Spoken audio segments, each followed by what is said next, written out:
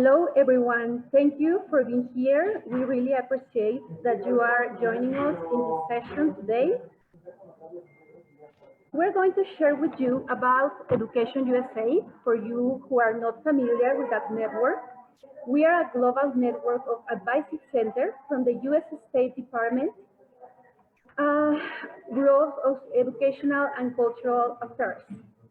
In the North America, Central America, and the Caribbean, there are 56 Education USA advising centers, and we offer free access to introductory information on U.S. study. We work with the students, with higher education institutions, governments, and NGOs. We offer unbiased, accurate, comprehensive information about the full range of accredited U.S. higher education institutions. Our services and advice are free. We offer in-center services, information sessions, one-on-one sessions, workshops, and materials and resources guides for studying in the United States. We also work with local educational institutions doing workshops and participating on mobility fairs.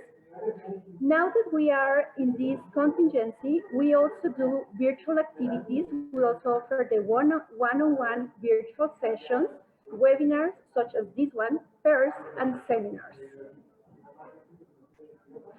So we will ask you to share, where are you joining us from today? Are you in Central America, North America, the Caribbean? Oh, great. So we also have people joining from other places. That's great to have you in this session with us today. Thank you for answering. We are still getting some answers. Thank you for participating. The majority of attendants in these sessions are from Central America. That's great to know. So I'm going to end and share with you guys. Thank you very much.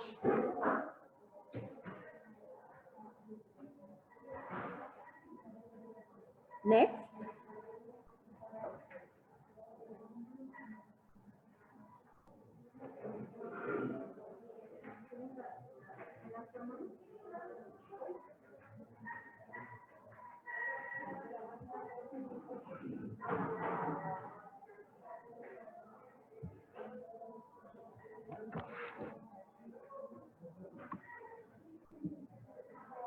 Marta, we cannot hear you.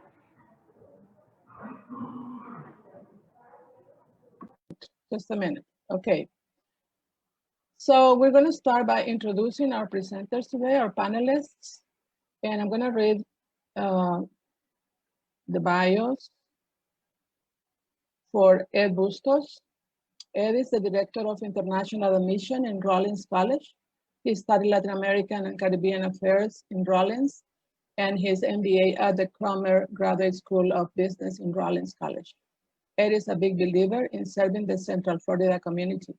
He currently serves as the Vice Chair for a gift for teaching and also is part of the advisory board for the Horizon Scholars Program. You'll find Ed every single year serving food for the homeless for Thanksgiving with the Salvation Army. He has been recognized twice as one of the most influential Hispanics in Central Florida. You will also find him cheering on the Orlando Magic basketball team and Rollins sports teams in his free time. Mr. Bustos was born in New York, lived in his parents' native Colombia for 5 years before moving to Central Florida in 1986. And we also have with us Jim Crowley. Jim is the Director of Global Recruitment for Hope College. He has worked in international admissions and recruitment for over 25 years and has experience working at both large and small universities. He travels throughout Southeast Asia and Latin South America and regularly presents at regional and national conferences. And then we have Ben Gutierrez. Ben is an international admissions officer at the Johns Hopkins University. Ben is an experienced university admissions professional and has a master's degree, and is a master's degree candidate with a passion for education and global studies and everything in between. And last but not least is also Matt Sacco. He's the Director of International Enrollment Partnerships at George Mason University. He earned a BA in International Communication from Marist College, an MA in International Education from the George Washington University, and a graduate certificate in Nonprofit Management from American University. He's also an adjunct instructor at the George Washington University. In his previous role as Director of International Programs and Partnerships at American University's School of International Service, Matt led the development, implementation, promotion, and assessment of a diverse array of study abroad experiential programs, scholarly activity, and international student recruitment partnerships. So we will now start the session. Our presenters, our panelists will be answering these questions that we will be presenting here. Please, if you have any questions along this presentation, this webinar, you can send them to Maria Luisa. Maria Luisa will receive your questions and we will answer at the end of the presentation.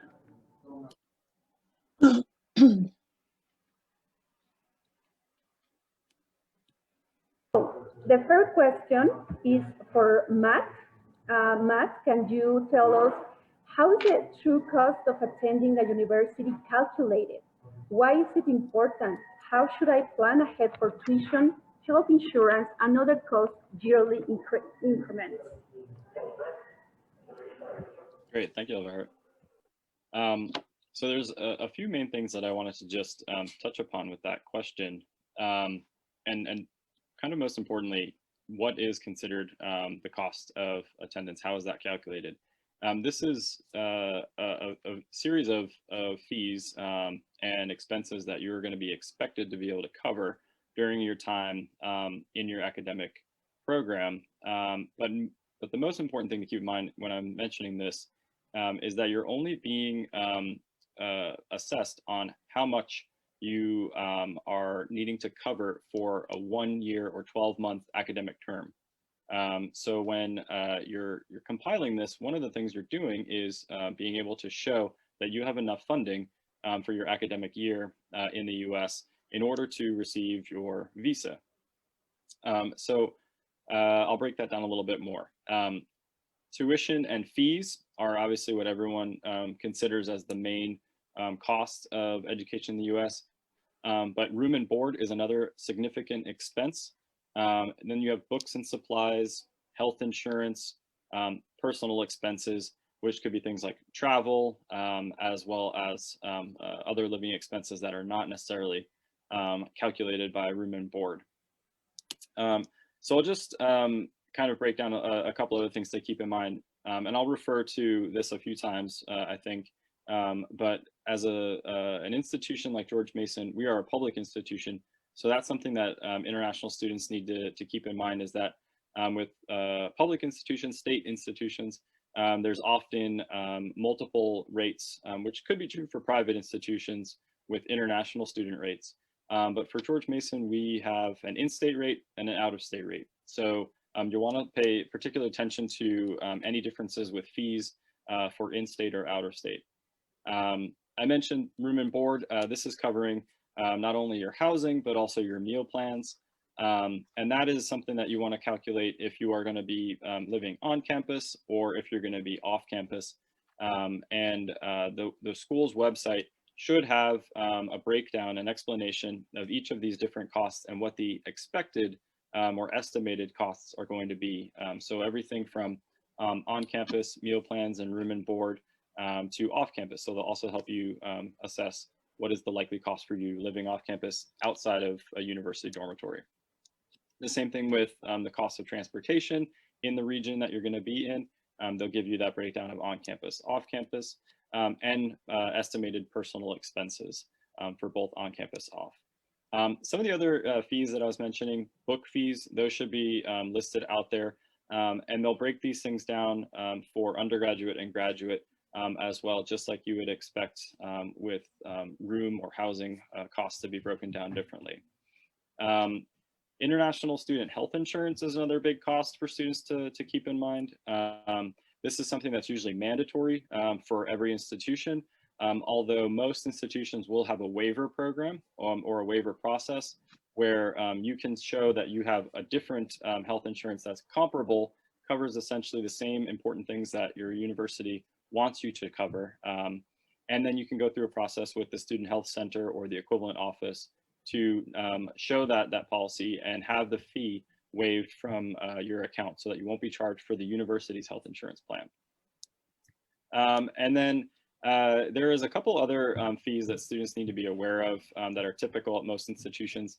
Things like an education resource fee, which could be a larger all-encompassing fee. It might have several things within it, or they might have specific broken down fees like a technology fee, a library fee, recreation or fitness center fees. So these are kind of the smaller nominal amounts of money, $50, $75, $100. It depends on your institution, but these are typical fees that you might see either, like I said, broken out individually or part of a larger main fee.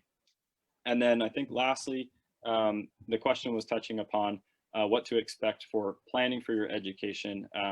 So knowing all these fees, knowing how you're going to need to be able to cover, not only showing that you have enough money for the visa, but planning ahead for all years of your academic program, whether it's a 2-year program or a 4-year program.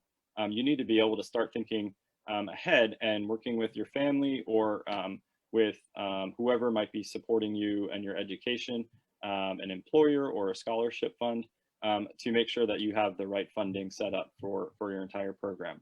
And that also includes things like your academic, I should say your institution's cost of attendance increases, which vary dramatically with all institutions.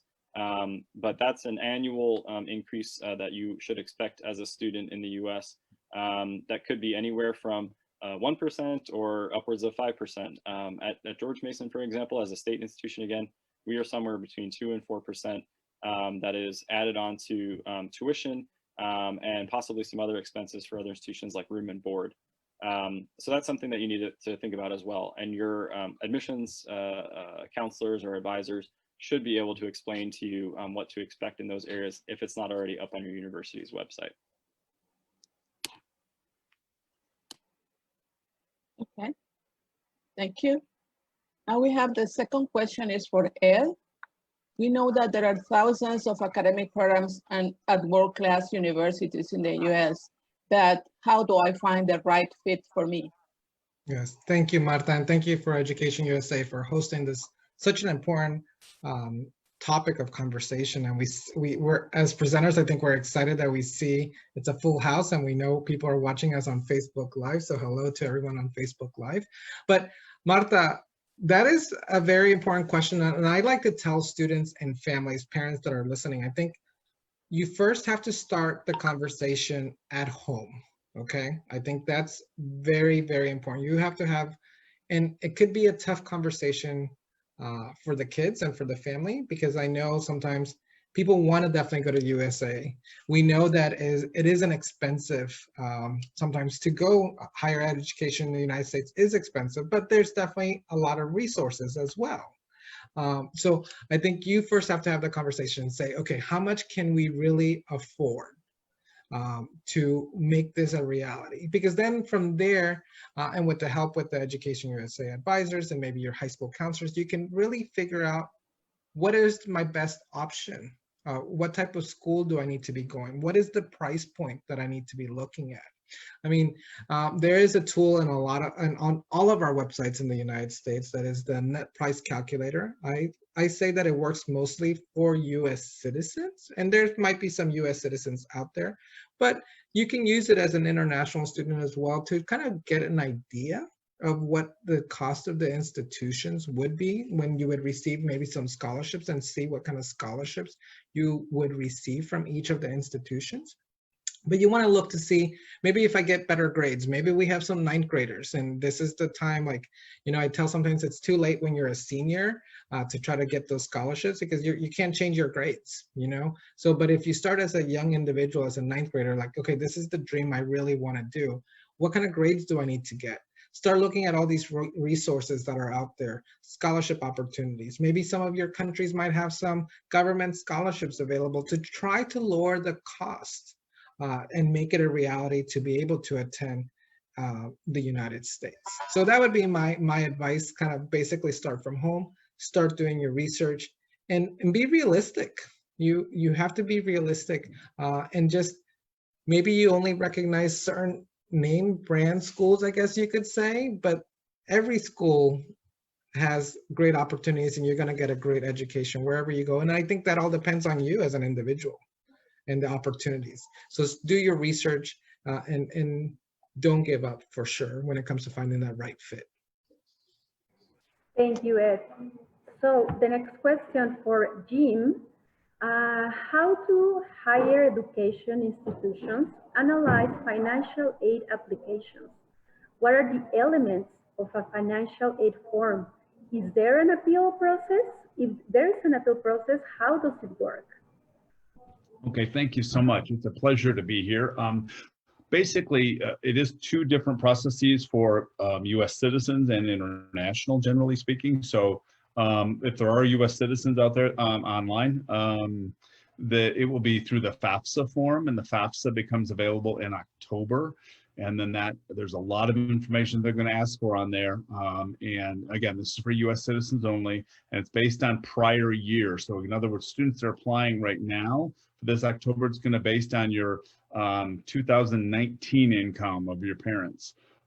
So basically, you know, the elements between whether it's the FAFSA form or maybe a school for an international student, one of our schools might have their own internal form, or they might use the College Board CSS profile. There may be even some other ones out there. That's probably the most common one, but schools do sometimes have their own form too. And typically they're going to be looking at, you know, what their income is. That's the primary factor, is, you know, what is their income? And sometimes other factors come into play as to what debt they might have or things like that. How many kids are in the family? But I would say the income level is kind of the main one that will be looked at. And that's why a lot of times you'll see schools ask, you know, what your parents do for a living, what's their main job? And sometimes that comes into play when schools are making decisions.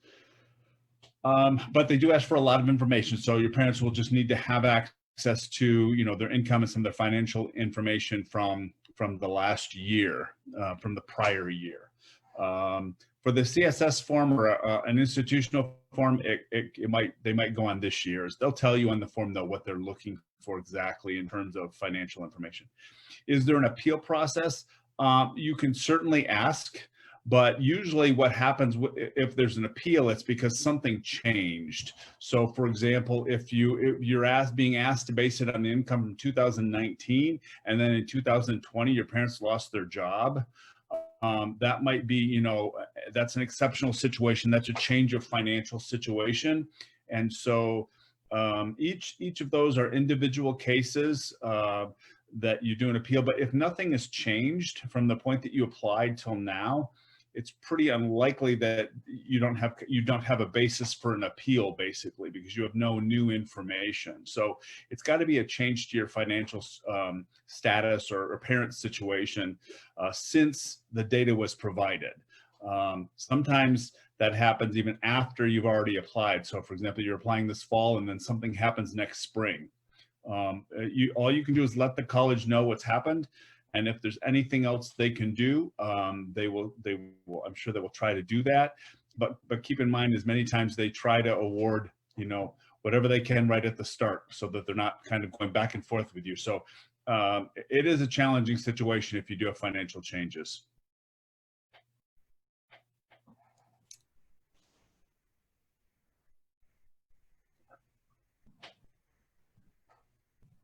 You're muted, Martha. Okay, thank you very much. Now we have the next question for Ben. This is something that many students come to our office to ask about because they think they cannot make it. They don't know much about financial aid. The question is, what is need-based aid? How do I apply for it? And what facts are taken into consideration to make a decision? Sure. So I'm happy to answer that, and buenas tardes to todo. So a little bit about the need-based financial aid. I think it's important to distinguish between need-based financial aid and also merit-based financial aid. Merit-based financial aid is what you all might be familiar with when you think of scholarships and becas that are, awarded to students based on some, academic achievement, athletic achievement, or things like that, looking more at the talents and the merits of the student. Need-based financial aid is a type of aid that is looking primarily at the families and the students' financial ability to attend a university. And so looking at things like Jim was mentioning, things like income, looking at assets, and seeing what the family can pay for the institution. And so those are the differences between need-based aid and merit aid.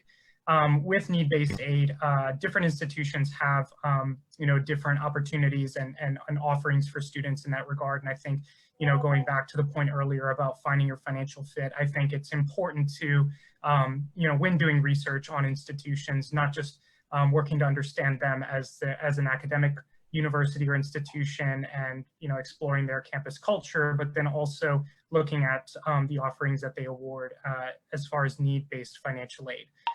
In terms of how to apply for it, so some of the forms we've already mentioned a little bit. So for those of you in the audience who are US citizens, the Fafsa is a form which allows students to apply for that need-based financial aid.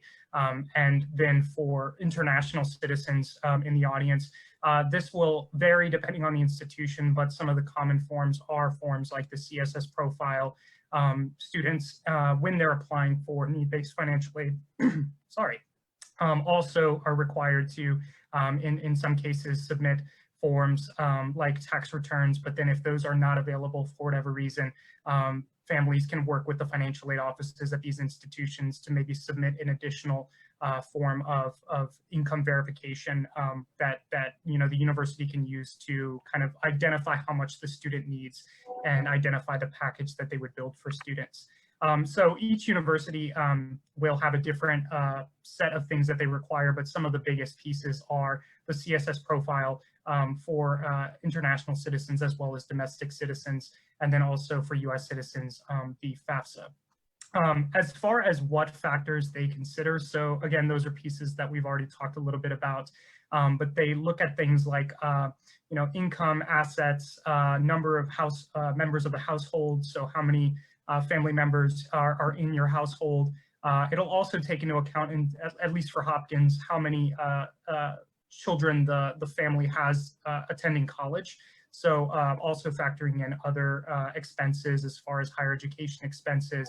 And then for many of us, we also offer a place where families and students can offer us some insight into their special circumstances. Oftentimes we will be and accept any kind of written statement saying, that this might have happened or this might have affected my family economically, financially. And so we always open the door to students to kind of tell us a little bit about that. And I think that that is especially relevant right now, given the challenges with COVID-19 and the like. So those are just some of the factors that we take into account. But again, need-based financial aid is different from that merit-based aid, which is more along the lines of scholarships and becas. Thank you, Ed. Elvira? So thank you, Ben. The next questions will be for Jim. Also a question that we get a lot from international students. What is need blind and need aware? What is the difference? Why should I take this information into consideration when applying to a US university? Okay, so first of all, you won't always necessarily know whether a school is need blind or need aware. I mean, sometimes it's in a description for the school, but I would say quite often maybe it isn't there, so you might not know. But need blind would mean that when they're making an admissions decision, they're not taking into consideration at all whether your ability to pay. So they're basing the decision totally on the academics. They're not looking at any financial forms at all. Whereas need aware means that the school they are considering to some degree. It could be to a greater degree, it could be to a small degree, kind of your ability to pay and your ability to afford the school based on how much they think they're going to be able to offer you, and would you be able to afford the balance of that. And so should you take the information into consideration? Personally, I would say no, because I think you need to try to go for your dream school and see if it might work. But I think you also need to be realistic. So you need to, even if you have a dream school, I think you need to have a couple of other schools where you are fairly sure that it's going to work out financially and academically that you're also applying to, because it is expensive and schools cannot always meet the need that you might have. Thank you, thank you. And the next question is also something that the students ask a lot. They want to know if they can go to the United States with a full scholarship and if everything is going to be paid for. So this question is for Matt. And the question is, why should I invest family funds or personal funds in my US education? And also, how are income and assets reported if I am not an American citizen? Great, thank you for that.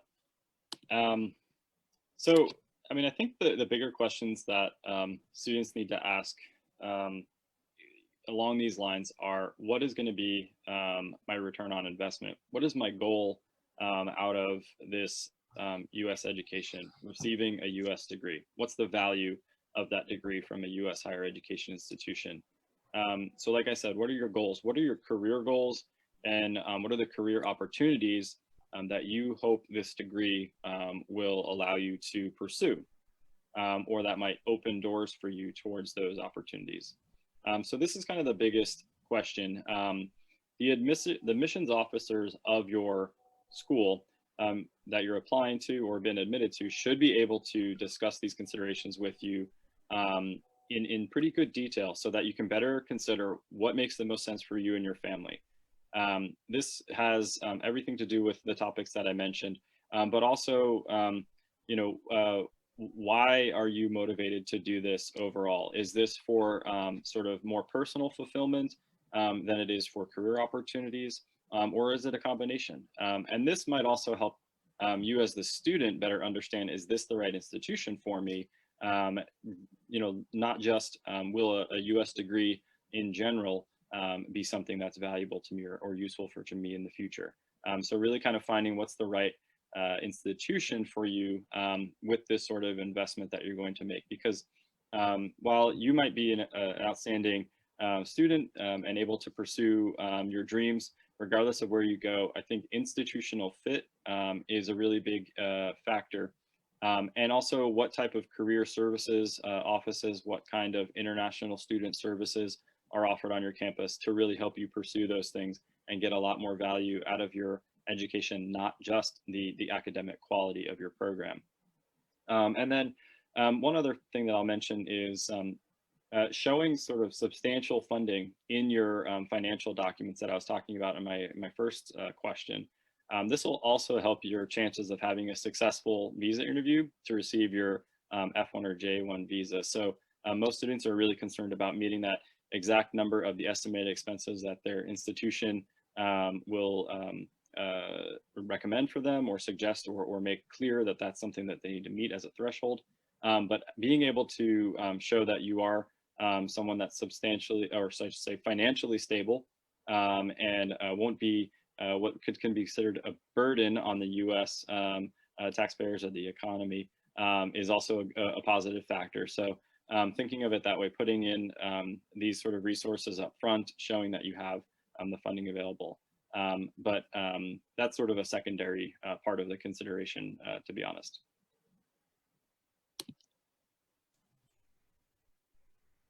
Okay, the next question is for Ben. Ben, you already told us about needs-based need-based financial aid. But maybe you can tell us a little bit more about other types of financial aid. The question is, what are the different types of financial aid available for international students?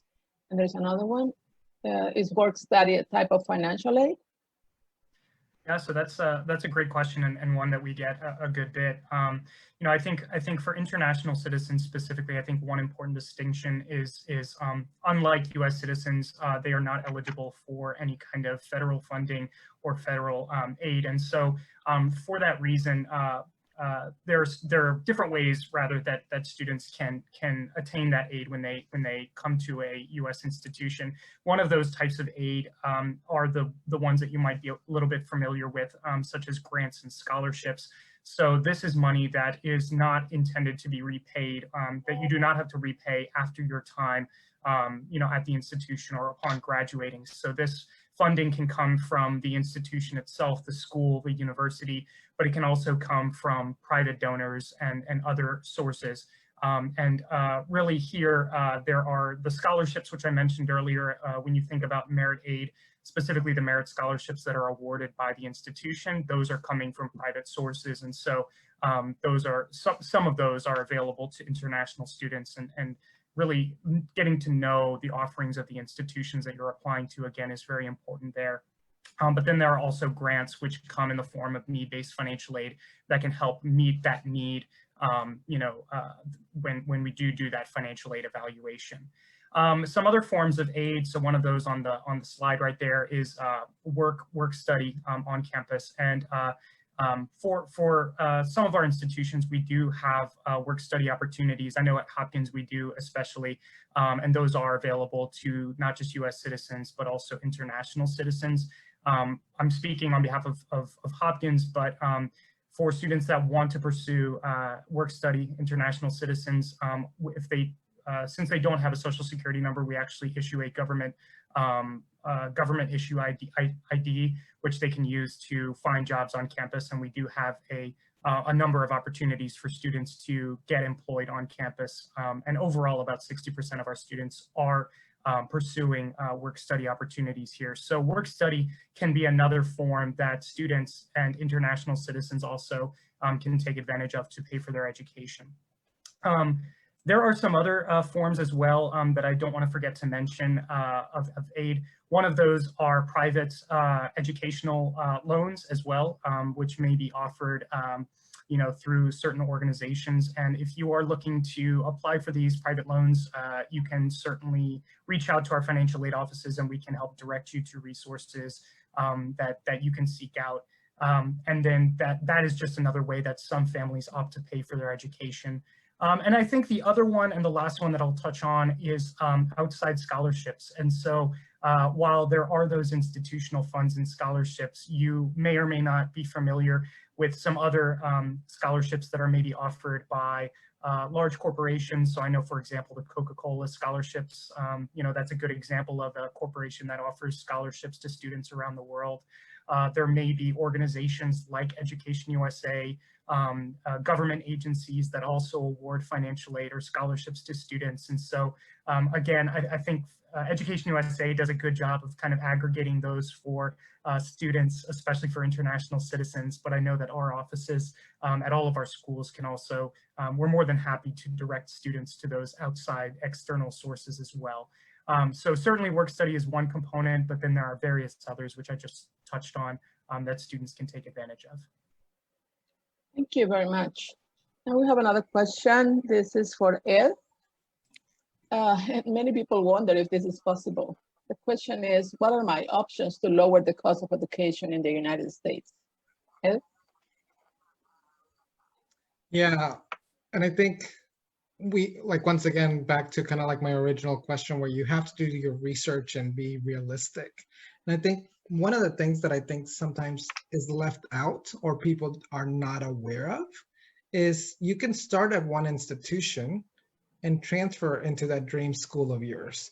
So yes, I'm a private institution here in Florida, but we have a lot of what we call community colleges that you earn your 2-year degrees and then you continue on. And that's, I think, a very good way to save money and get that experience. Instead of paying the $70,000 that maybe you don't have, maybe you're paying less by going to a community college and getting your 2-year degree first, and then finishing your bachelor's degree.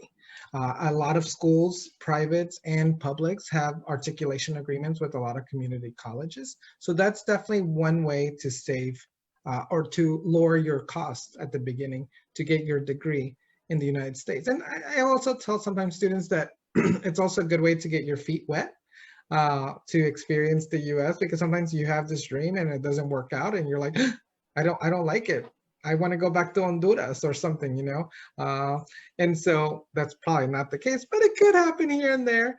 But you have that experience, and then maybe you have family that you can live with back in the United States. So you do community college first and save some cost.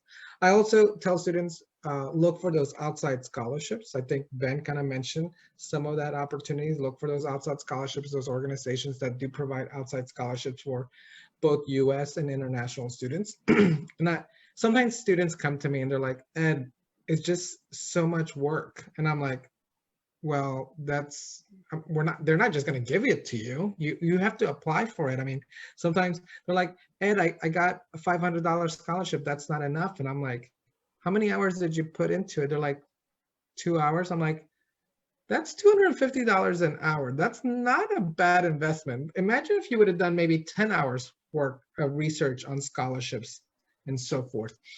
So those are some of the ways look for to lower your cost. I would also say when it comes to books, I think none of us probably have books included at all, and people forget about those costs as well. So you have to keep that in mind. Like, instead of buying brand new books, maybe you rent books. Maybe you go ahead and do, you can buy books online or through Amazon and things like that. There's a lot of ways to save money and to lower your costs. So hopefully that kind of gave you an idea. Thank you very much. Thank you, Ed. So I think we have to go back one. No, we're okay, sorry.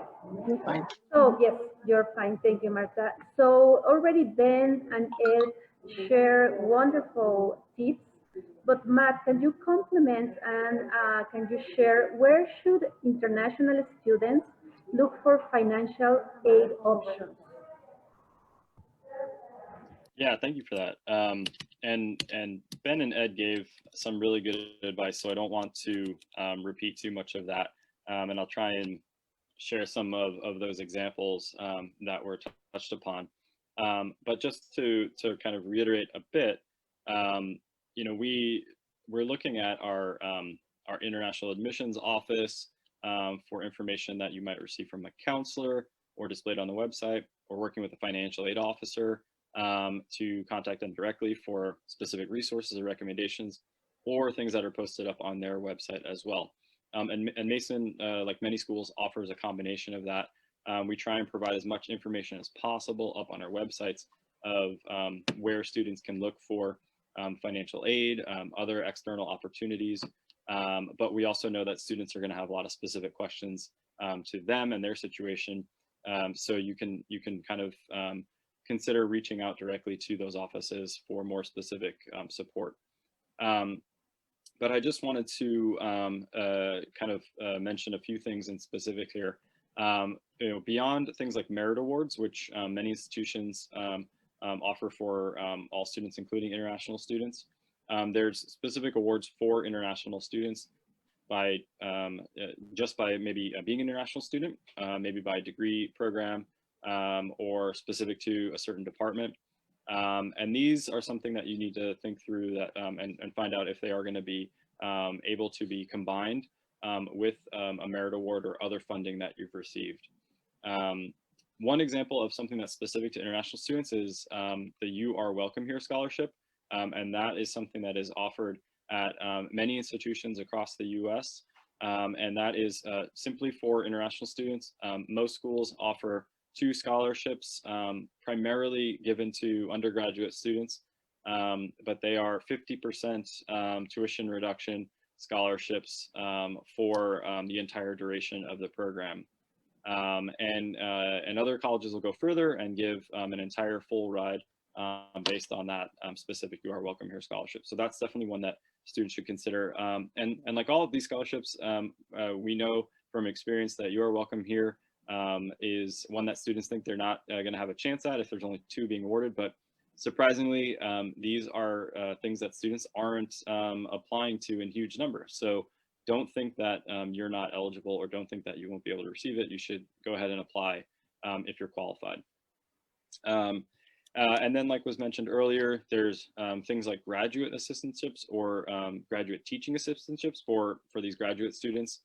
Those are ways similar to like a student worker position that you can receive direct funding from your school, particularly in Mason's case, from the department that you're studying in directly. These are about 20 hours per week, and they can really be something that benefits your academics as well as be a source of income. But focusing on the external scholarship piece, because there's so much that's available, and it's hard to really know where to look for those.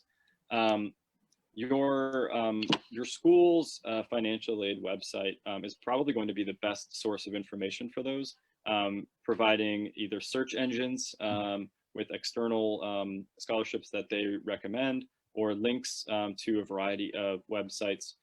For example, we also break it down not just to all eligible scholarships for international students, which we put around 30 or so every given year on a website for students to consider. We also have additional scholarships listed under programs, under subjects, so such as science or math.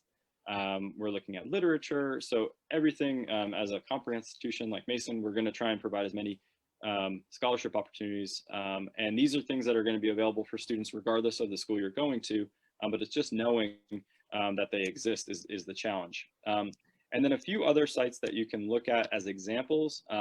These are not necessarily the only sources you should consider, but there's one in particular that's IEFA.org. That's IEFA.org. And that is basically a search engine of many different external awards that we find to be quite useful for students. And we're receiving the reports and feedback from students that they are receiving these depending on what they're applying to. And then another place that's just a good resource that also helps you find more opportunities is through NAFSA. That's NAFSA.org, not to be confused with the Fafsa or some of these other acronyms that we were discussing earlier. NAFSA, NAFSA.org, is an international education association. And under there, they have things like financial aid for undergraduate international students or financial aid for all international students. And these are providing you lists and other resources of where to go to look for these external scholarships. So I recommend those two just to get you started. But I think that's the biggest challenge, is knowing where to look and knowing what you're eligible for. So don't be shy about reaching out to your admissions counselors or financial aid officers if you're not seeing what you're hoping for, not finding enough scholarships that are eligible for you. Great, Matt. Thank you very much for this complete answer. And Jim, we have another question for you. When should I start applying for financial aid? Can I still apply for financial aid after the deadline? Good question. So as for when you should start applying, I would tend to say that after you have applied for admission. And the reason I say that is many times a school, they're not going to make a decision on a scholarship if they don't even know if you're admitted yet or if you're admissible. So it's either maybe at the time of application, if that's a part of the application process, or right after you apply. Most students don't apply for financial aid before they have applied for admission. Now that's international. For the FAFSA form, you don't have to have applied for admission anywhere necessarily to apply for the FAFSA form. It's just that the schools will not release a financial aid package to you unless you've been admitted. So you can go ahead and list whatever colleges you want to on the Fafsa. It allows you to send to a certain number of them for free, and then you could pay to have it sent to others, I believe. And then again, if you're offered admission, then they would start their packaging in the spring. So, but for international students, sometimes I can go into, can I still apply for the deadline? Sometimes there is a specific deadline where applications need to be in, whether they be admissions and or scholarships. And so if there's a deadline there, it's very unlikely that they're going to extend the deadline. That's why they kind of have a deadline. You need to really be careful of deadlines that are, be observant on your website, do your research, and make sure that you're within the deadline, because you can certainly ask, but most traditionally, schools don't extend the deadlines for the scholarships. Never hurts to ask, but just please realize that that doesn't normally get extended. So, look at each individual website, and because as it's been said a couple different times, we all do things a little bit differently. And so you'll want to check and see whether you need a separate application or you need just, if you're considered automatically. One of my colleagues just said that maybe just by being international, you're automatically considered. So check each individual website as to each individual college website to see what their requirements are and what deadlines they might have, and stick to those deadlines. Thank you very much. Now we have another question for Ben. It has to be a little bit with being admitted. Jim already mentioned something, but maybe Ben can explain it a little bit more. The question is, do I need to be admitted before I can apply for financial aid at a particular university? And the second one is, do I have to reapply for financial aid every year? Sure, great question. So I think one of the things that I just want to I want to piggyback off of Jim's answer there and say that you will need to have submitted your application, your main application, before you apply for aid. But the application process for financial aid does still happen before you are admitted. So you're kind of doing the application for the university and the application for financial aid for that university concurrently somewhat. So you'll want to submit your main application first. And then, like Jim was saying, there are different deadlines depending on the institution you're applying to. I think one of the biggest things that we encourage students to do is really not just do their research, about the financial aid offerings, but also about the deadlines there, because sometimes the application deadlines and also the financial aid deadlines are different. But again, those two deadlines are typically before you are admitted. So one of the reasons for that is because, like I was saying earlier, for this need-based financial aid, and going back to the topic of need aware, our institutions do function with certain amounts of budgets for international citizens and helping fund them at our institutions. So we need to be aware of that budget and what we would need to pay to admit the student to come to our schools. And so that is why all of that happens before the student is admitted. So again, I encourage all of you all to first and foremost try to understand what the deadlines are, what the application process is like, because that is going to vary across the institutions. And then what you'll find is that, again, you're applying to the institution for financial aid concurrent. So you're not applying for aid after you're admitted. As far as reapplying for financial aid each year, students are reevaluated for financial aid each year, at least for Hopkins, to try to determine if that financial aid is still the right fit for the student and see if there are any changes at all. This again might vary depending on the institution that you're talking to, but I think that is another important question that you would have to ask the specific university that you're applying to. Do I need to reapply for financial aid each year? And if so, what does that look like? What are the forms that I need to do that with? And I think kind of one of our favorite answers in the world of admissions is it depends based on the school that you apply to. So make sure that these are all great questions, and make sure that you keep them in your arsenal of questions when you are talking to those universities that you are most interested in. Thank you very much. Here we have the last question we have, and this is for Ed. The question is, what are my responsibilities as a recipient of financial aid at a university? Are there any responsibilities? Well, there's always responsibilities, Marta. But I would definitely say when it comes to merit-based aid, for your scholarships. So if you receive an academic scholarship, there's definitely going to be some guidelines to maintain those scholarships. I mean, maybe, for example, at Rollins, we have some full ride scholarships, which you have to be very talented, very competitive with the SAT scores and things like that. And we tell students, you have to maintain the certain GPA to keep that scholarship. I mean, you've earned it, but you also have to make sure you're demonstrating that you're still a good student on our campus. And so those are the responsibilities. It's almost like what we tell individuals, and I think we all don't like to do it, but it's read that fine print. Those admission letters or financial aid letters will say, you have to maintain this to keep this academic scholarships. When it comes to the need-based aid, I think Ben mentioned it, some schools will require you to make sure you have to redo the application, especially for US citizens. You're gonna have to fill out that FAFSA every single year. For international students, some schools will award a one-time, and that's gonna be your award every single year, but everyone does it differently, so you have to talk to those offices. But typically, I would say that you have to maintain good academic progress, successfully completing 70% of the courses that you are enrolled in, and probably have a certain GPA, like make sure you maintain a certain GPA that you have to keep so you can keep receiving those financial aid. So that's the way to do it. But I would say read that fine print. But yes, Marta, we have responsibilities. Okay, thank you very much.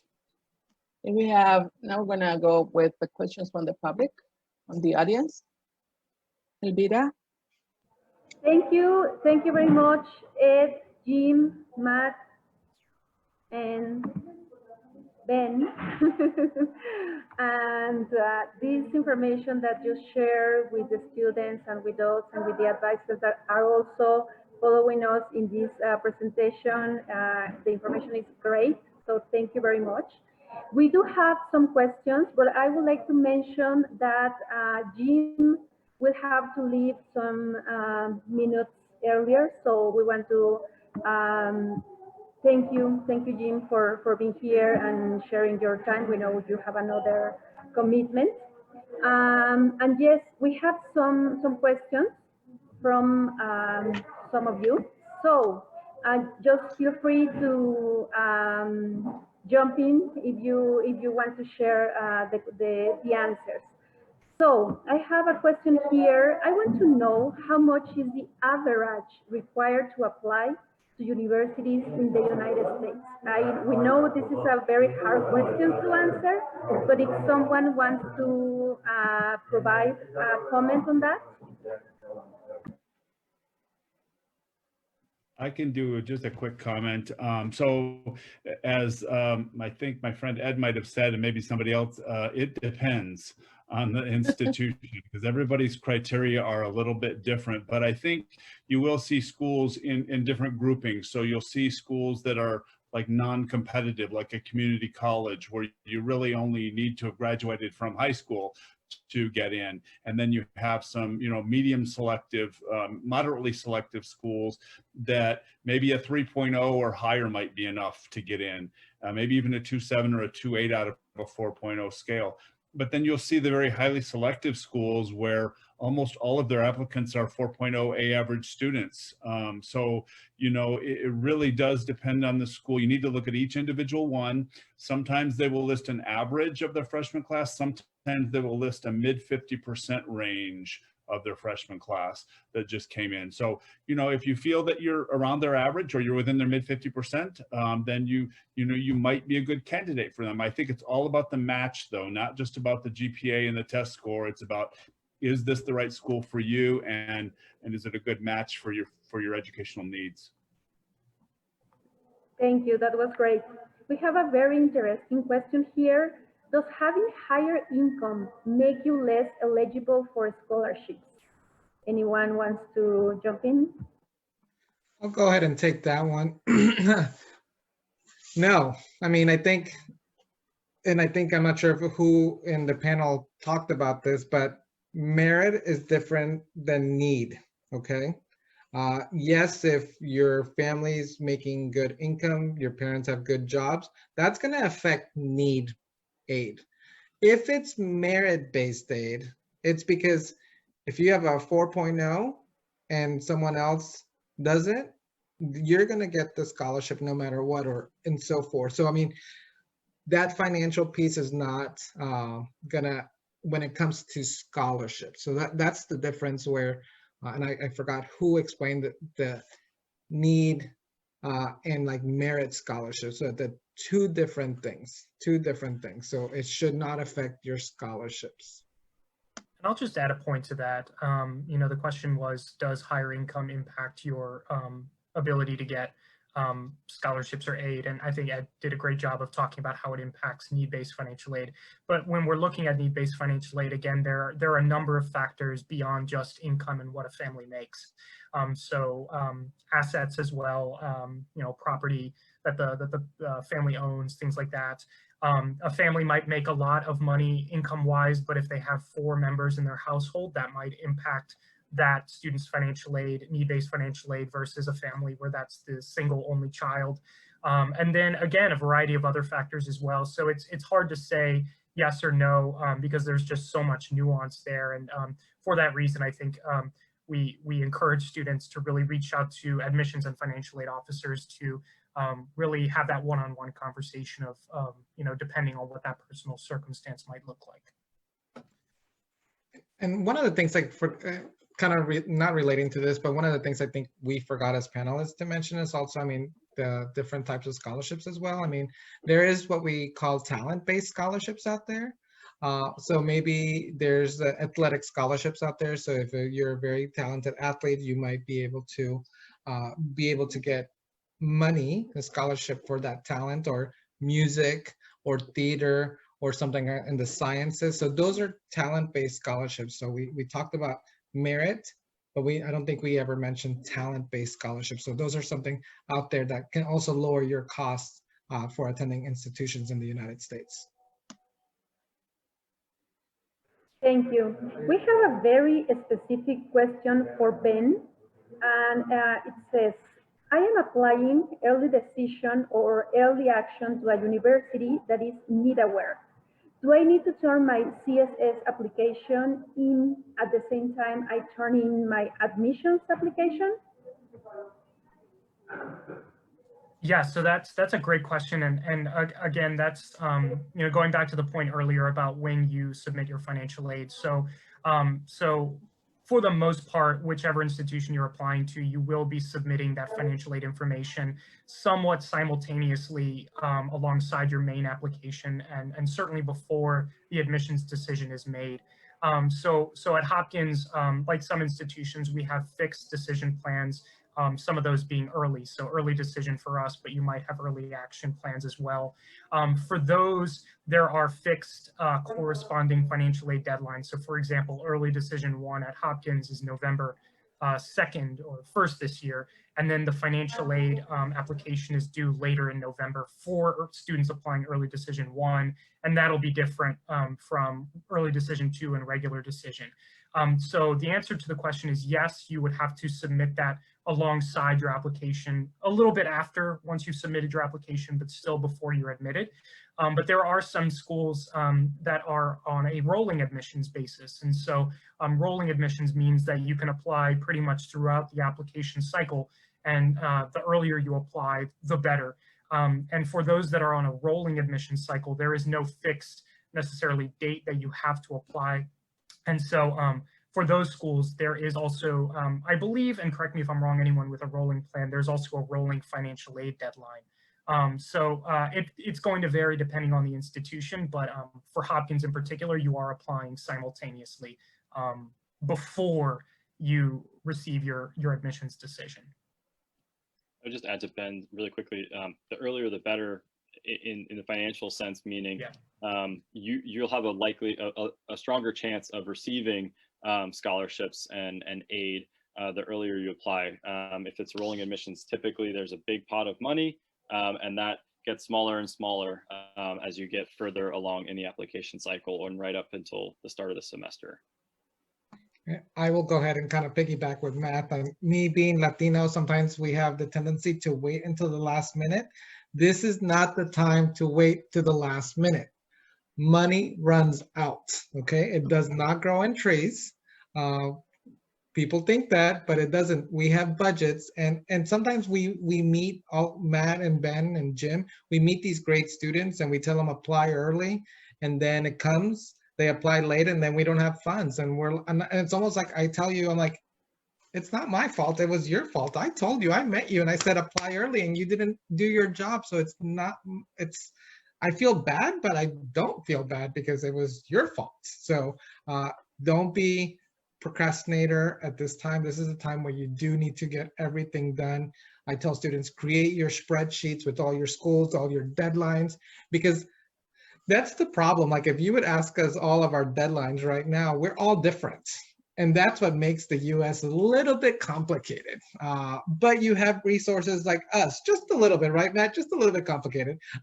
But I tell individuals, like, talk to us, email us. We want to talk to you, and we want to have a conversation with you and give you the right information. As you can tell, we're not scary. We're humans, and we want to get to know you. But that's where things get complicated in the US. We all have different deadlines, and we do things differently. Some of us are need aware. Some of us are need blind. Some of us are rolling early action. I'm even confused sometimes. So just get everything done and do your research. Thank you. We have also a couple of questions about the GPA. One is, what average do I need to have to be able to apply to universities? And it gets a little complicated because how do we make the conversions from our countries to the US system? I'll go ahead and probably start with that, and maybe my friends can jump in there. For me, for Rollins, I tell students, don't worry about the conversions at all or anything like that. I'm like, I've been doing this for a while. You just send me your transcript and I will take care of it in a sense. But some schools might do it different. They might say, I need an official translation from an agency and something like that. I don't want individuals to pay extra money or these extra things because I know you're trying to get to the US. Education USA sometimes has the services where they can do the translations and turn it into an American GPA as well. So I would always go to them. We know you know what Education USA is because you're on this webinar right now. So use their resources. I love Education USA. I'm a big fan of Education USA, especially for individuals that don't have a high school counselor. But don't stress. Yeah, I mean, we use the word GPA 4.0. For my instance at Rollins, I will convert your GPA, your grades into an American GPA. And that's how we do it. But I'll let my colleagues also answer because they might do something different or might require something different. I mean, Ed's spot on. I'll just say a couple things additionally is for Mason, not unlike some other schools, we have sort of an internal process for evaluating the transcript, and we do have resources and some suggested external evaluators. And the difference in where you would go for those is really on what we give students as soon as they're applying is a wait time estimate. We try and do everything we can in-house, meaning at George Mason with our own staff, but we are realistic. We tell students, you know, when they're early applying, it's going to be 2 weeks, maybe 3 weeks. The later it goes, the longer that wait time becomes until we can actually get that evaluation done and put it into your file in the admission portal. And so when it becomes longer, typically students are then thinking, I'll go to the external, these external evaluators, these resources that we might be putting on our website or at least telling you that they exist in different schools. And that is something that has a fee. It could take a while as well, but we will accept that that is a process that you've been going through. We note that in the application if it's something that you're telling us, but we try and make sure students are aware of the wait time. Thank you, Matt. We also are getting a lot of compliments, people very happy to be here and getting all this information. And many people are asking if we can share your contact information. If you agree, if anyone is interested in having the contact information, you can send an email to the registration email that you received, that is mexico@educationusa.org. And if the presenters agree, we will share the information, the contact information. So thank you.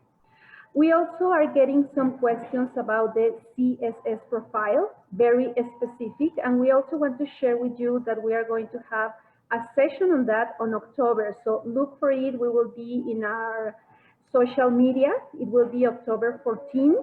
If you really need an answer before that date, you can also reach your advising center, because these are very specific information about the CSS profile. So I have another question here about the welcome. You are welcome here scholarship. They are asking if there are full ride scholarships.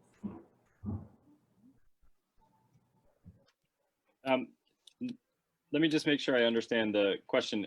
Is it distinguishing Fulbright from You Are Welcome Here, or asking if it's not full ride, full ride. Oh, full ride. Thank full you. Ride. That's Sorry why it about didn't that. make sense to me.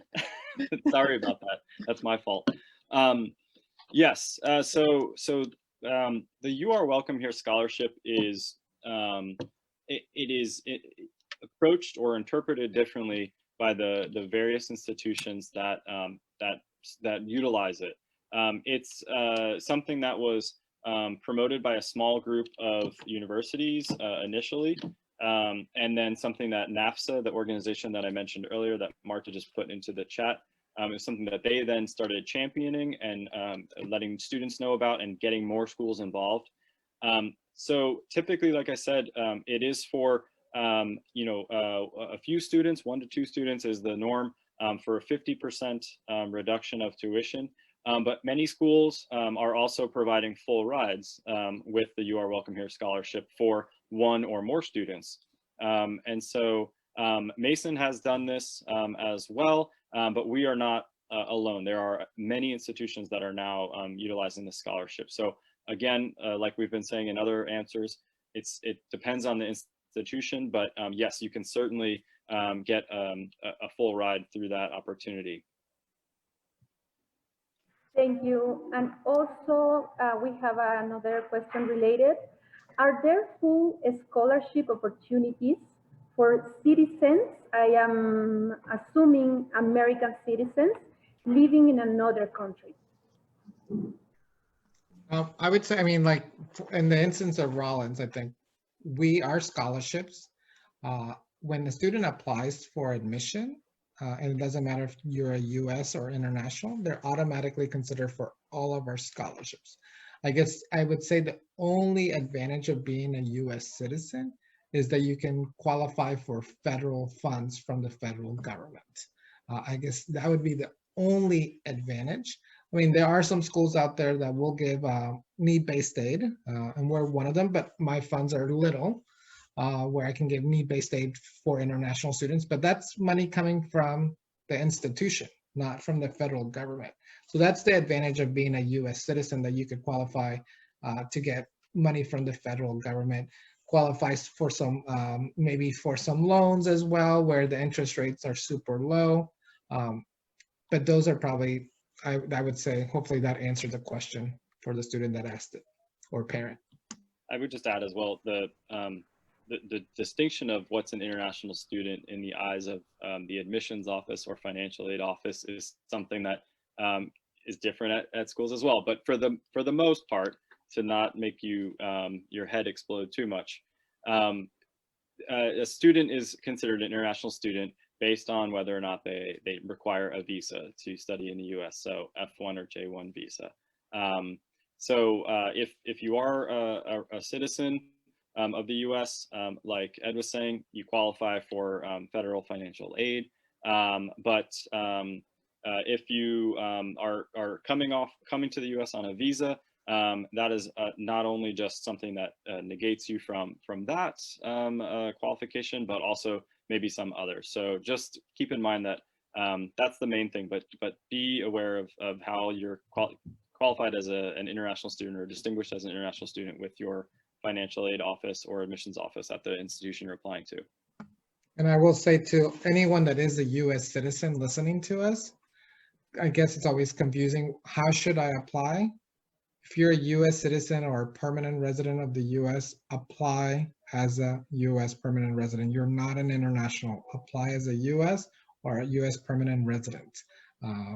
Because sometimes that changes everything.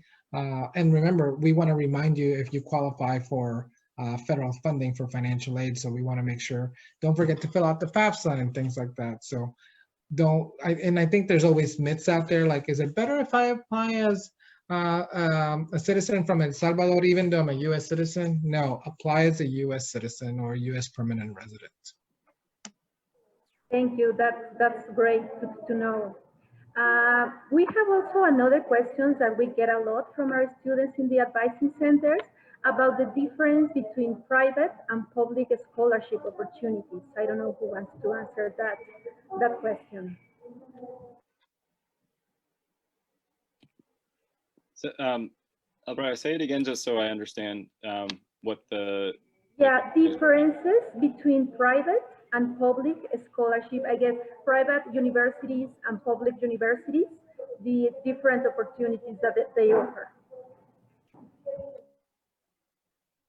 I don't know, and Ed, correct me if I'm wrong, you're coming from a private institution, but I don't know if there's a major difference between scholarships that are being offered. And certainly, as Ben was making the distinction as well, there's merit, or no, sorry, Ed was making the distinction, it's merit or an actual scholarship based on performance or talent or things like that.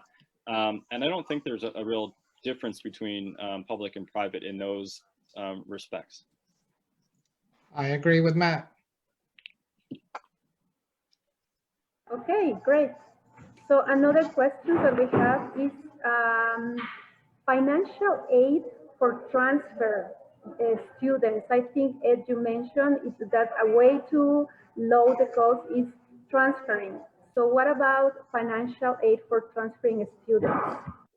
Yeah, I mean, I would say that transfer students, obviously, when we talked, I mentioned that about going to a community college first, the costs tend to be a little bit lower than going to a four-year institution.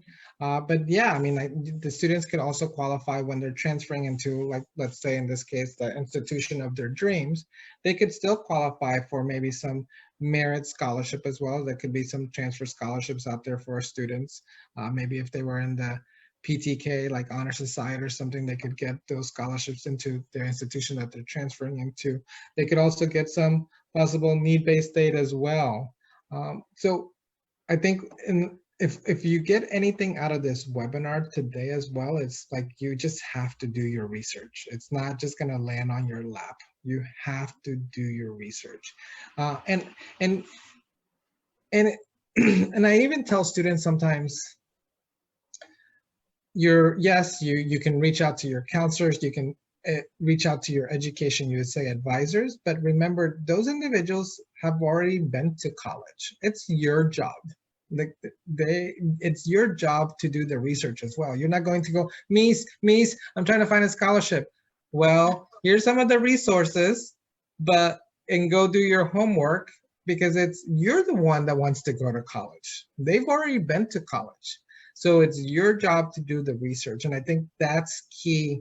Like I said, if you get anything out of this, you have to do your research. I would just add one specific comment is just like Ed, doing your research, but also don't be afraid to reach out to the institution. There's a lot of information on the website, sometimes too much on our websites. Reach out to the counselors or officers that are available to you. Whether it's the information we'll give you in terms of contact information or what you can see on the website. These are offices and staff members that want to help you and want to respond. So consider them at your disposal. They're there to serve you. Thank you very much. And I'm also just realizing that Ben also had to leave the meeting. He also has another commitment. But we really want to thank Ed and Matt for your wonderful tips and information that you shared today. It was really good for everyone that is here and also following in Facebook. We also, Marta, if we can go to the next slide. Yeah. Okay. There are some other questions that are not going to be answered today, but next week we will have two sessions. One for undergraduate students, that's on Tuesday, September 8th at 3 p.m. CST. And it is about creating your undergraduate financial options list.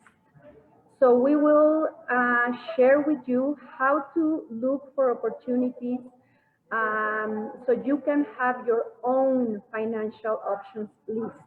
And the session for graduate students will be on Wednesday, September 9th at 4 p.m. CST. We also want to invite you to the virtual fair that is going to happen on September 19th, that's a Saturday. More than 100 institutions will be there virtually. You can contact them. So if you already started your research and you want to know more about some of the institutions, register to this fair so you can contact the institutions directly. And we just share the registration link so you can enter and have the information. We also share with you in the chat how to find an advising center. Many of the questions that you have, you must follow up with your advisor, with your Education USA advisor. So if you don't know how to find your advising center, please follow the link that is in the chat. You can write your city or your country and you will be able to find who is your advisor, and you can contact him or her and ask all the questions that remain unanswered today.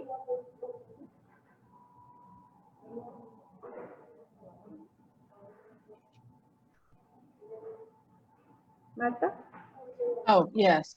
Just a minute. I'm checking the chat because, okay. Well, thank you very much for accepting to be part of this event. I think it's been a great presentation, a great panel. And I also want to thank our friends who decided to participate as panelists. Thank you very much. Remember, you're welcome here too, in our country.